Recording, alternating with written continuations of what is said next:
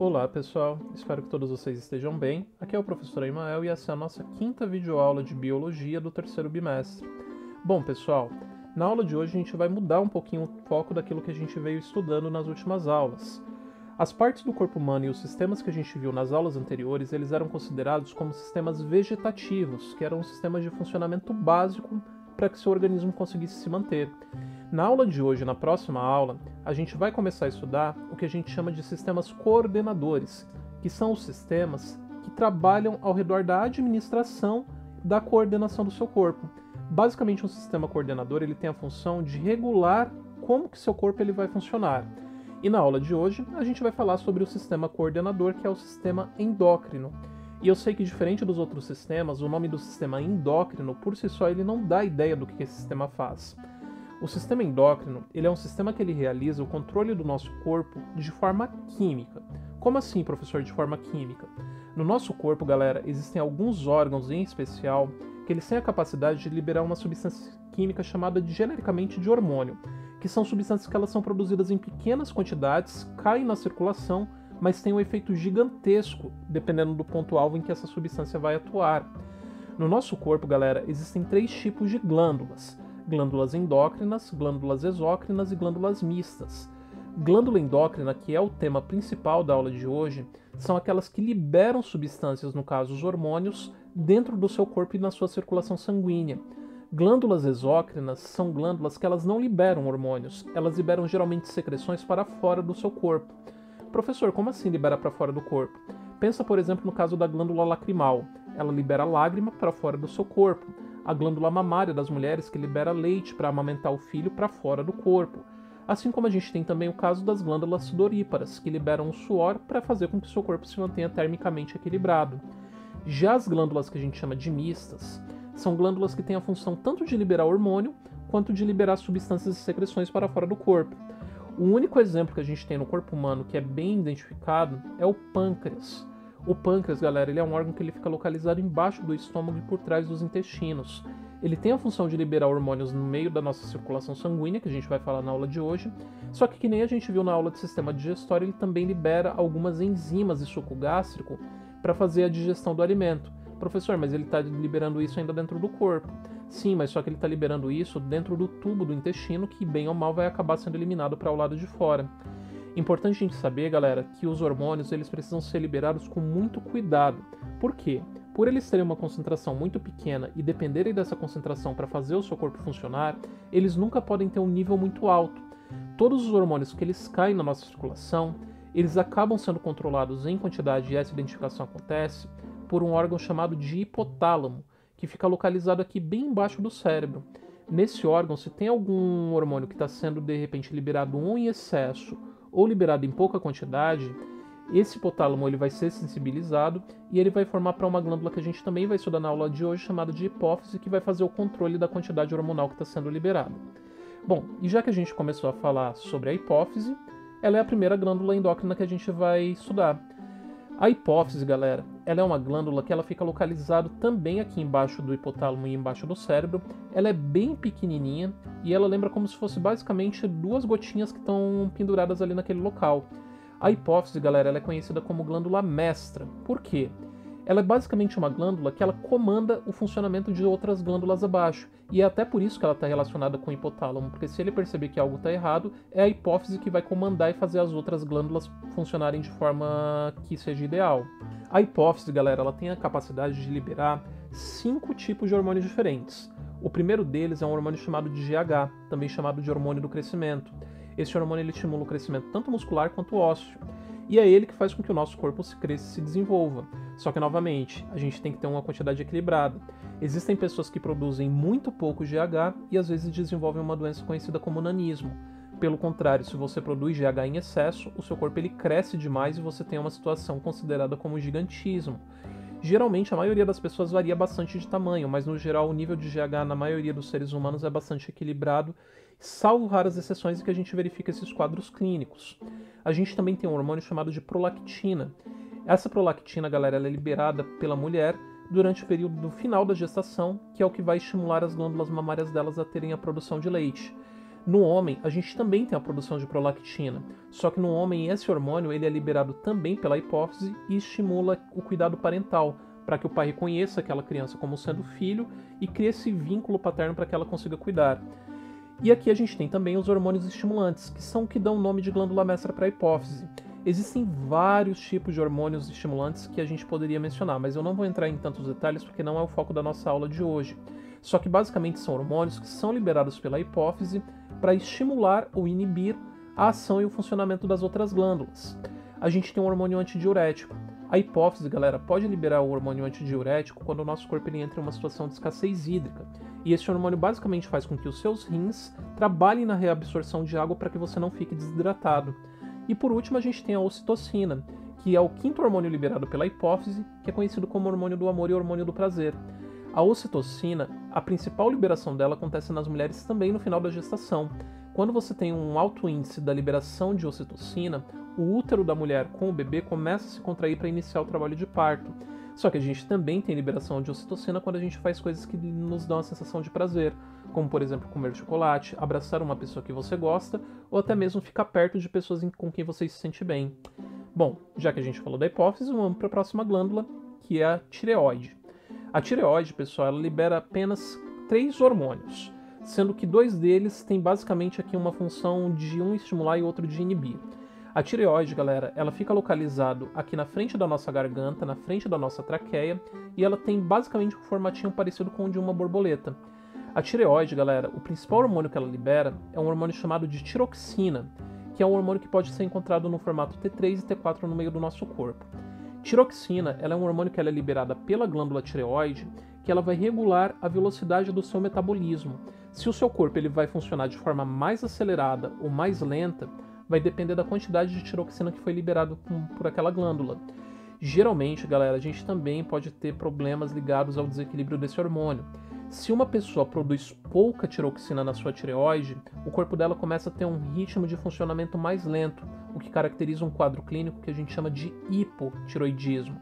Geralmente são pessoas mais lentas, mais sonolentas, mais sedentárias, geralmente acabam ficando até um pouquinho mais gordinhas porque o corpo dela trabalha com muito mais lentidão na digestão e acaba absorvendo tudo. Já se a gente tem uma produção em excesso de tiroxina, a gente tem um quadro de hipertiroidismo, que basicamente é o corpo funcionar de forma acelerada. São pessoas que têm um crescimento acelerado, geralmente são pessoas que são super magras, mas que também podem ter problemas ligados até com deficiência de atenção, porque o corpo dela funciona numa velocidade muito mais rápida.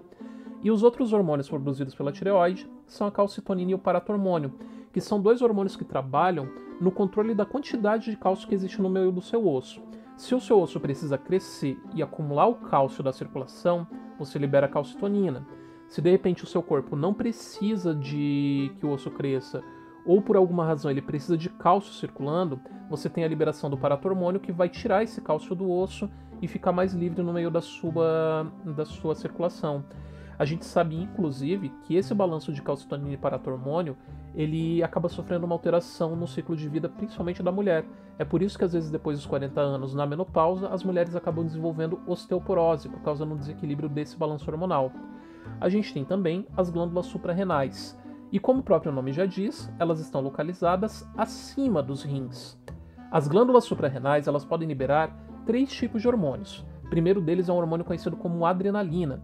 Esse hormônio, galera, ele só é liberado quando você está em uma situação de risco e de alerta. Por quê? Se você estiver, de repente, em alguma situação que você vai começar a sentir medo ou que você se sente ameaçado, de forma involuntária, a adrenalina ela vai ser liberada pela glândula suprarrenal.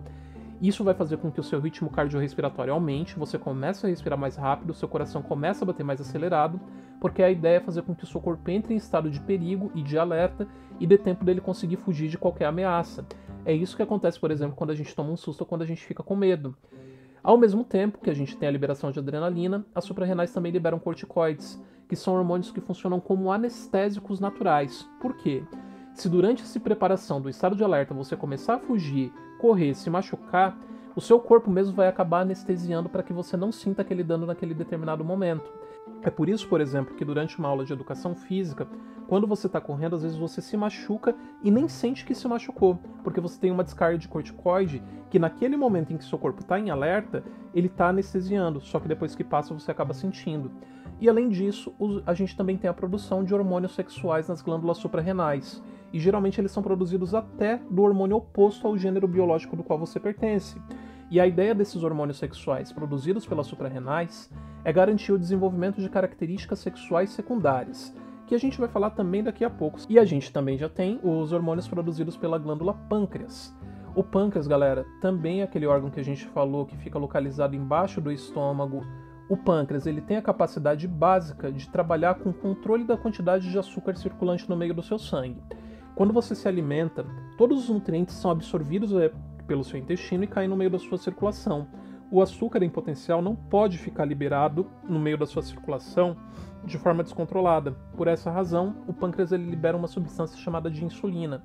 Quando tem liberação de insulina, todas as células do seu corpo começam a absorver glicose e realizar a formação de uma reserva energética no seu fígado chamado de glicogênio. Ou seja, quando você libera insulina, o nível de açúcar no sangue cai. Porém, se você está em um período de jejum e o seu corpo não está se alimentando, você tem a liberação de glucagon, que tem a função de quebrar essa reserva de energia que você fez no meio do seu fígado e disponibilizar o açúcar para o seu sangue. Problemas que podem ter, galera. O pâncreas, dependendo da dieta da pessoa, às vezes até mesmo por uma questão genética e uma questão familiar, ele pode parar de funcionar e de trabalhar nesse equilíbrio do nível de açúcar no seu sangue. Se isso acontece, você vai ter a formação de um quadro clínico conhecido como diabetes, que infelizmente é uma doença muito séria e que tem aumentado nos últimos tempos, principalmente em razão das dietas desequilibradas e do excesso de açúcar que a gente tem se alimentado. E agora a gente vai falar dos hormônios ligados às glândulas sexuais. E a gente começa pelos ovários, que são as glândulas sexuais femininas. São glândulas localizadas laterais ao útero da mulher e eles têm a capacidade de produzir dois tipos de hormônios, o estrogênio e a progesterona. O estrogênio, quando ele é produzido, ele vai trabalhar fazendo o desenvolvimento do sistema reprodutor feminino e também com as características sexuais que dão o formato do corpo do que a gente entende por ser uma mulher. Dentre essas mudanças, o que acontece quando tem liberação de estrogênio no corpo da mulher? Geralmente a menina começa a ter o acúmulo de massa e de tecido na região mamária e na região do quadril, o que faz com que a mulher tenha o crescimento dos seios e comece a ter o quadril com um formato mais arredondado. Além disso, é bastante comum que a gente também comece a ter o aparecimento de pelos em algumas regiões, como nas axilas e na região pubiana. Você tem um crescimento acelerado do corpo da mulher, ao mesmo tempo que a liberação de estrogênio começa a estimular também o início do período fértil da mulher. E a gente tem a liberação da progesterona, que vai regular exatamente isso, a liberação dos óvulos e todo o ciclo menstrual e o ritmo fértil da mulher. Outro problema que geralmente pode vir junto com a liberação desses hormônios é o aumento da oleosidade da pele, que acaba levando ao aparecimento da acne. Já no caso do homem, é um pouquinho diferente. No homem, a glândula sexual são os testículos, que é onde a gente tem a produção dos espermatozoides. Só que lá, o hormônio produzido é a testosterona, que é um hormônio que também trabalha no desenvolvimento do sistema reprodutor masculino a partir dos 12 anos, quando começa a ter o aumento desse hormônio. Também estimula a produção de espermatozoides e o aparecimento de características sexuais secundárias, que mudam o corpo do menino de quando ele era criança para quando ele começa a entrar na adolescência e começa a crescer. A testosterona, galera, sobre as características do corpo do homem, diferente do corpo da mulher, não trabalha tanto com o acúmulo de gordura. Ele trabalha principalmente no desenvolvimento muscular e no desenvolvimento esquelético. Além da maturação dos órgãos sexuais, você também vai ter um aumento da massa muscular nos braços, no abdômen, no tórax, assim como nas pernas. Também vai ter o aparecimento de pelos na região das axilas, na região daqui do dorso, assim como na região pubiana. Também tem aumento de oleosidade, pode também aparecer acne.